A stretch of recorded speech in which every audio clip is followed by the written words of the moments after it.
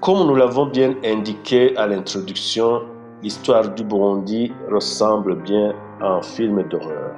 Au cours des jours à venir, je vous présenterai 13 actes de ce film. Et le premier acte, nous l'avons intitulé « Sous la monarchie, le Burundi était une nation unie, paisible, solidaire et traditionnelle ».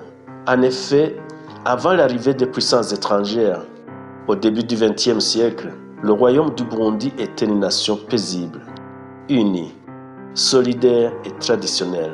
En particulier, le roi Ntare IV Rugamba, le bâtisseur de cette nation, puis le roi Mwezi IV Gisabo, étaient parvenus à mettre en place et consolider des institutions politiques, culturelles, économiques, militaires et sociales solides, et dans lesquelles tous les Burundais se retrouvaient sans exclusive.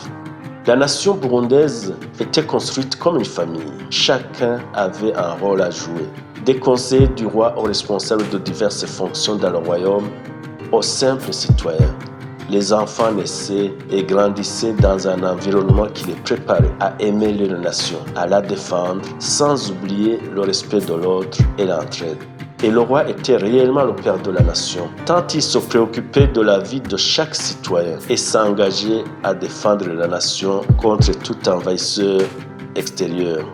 Il y avait des valeurs qui cimentaient l'unité et la cohésion nationale. C'était notamment la culture, l'amour patriotique, la bravoure, la justice, l'intégrité. Existaient également des symboles qui contribuaient à cette cohésion nationale, en particulier la fête des Somaï et le Muganuro, l'intronisation du roi Kwimikumwami, les cultes divers, la croyance en Imana, le dieu des Barundi, le tambour, les chants et les contes, la langue nationale, véritable canal de transmission des messages, sans oublier les interdits et l'institution de Bushingantahe qui régulait la société.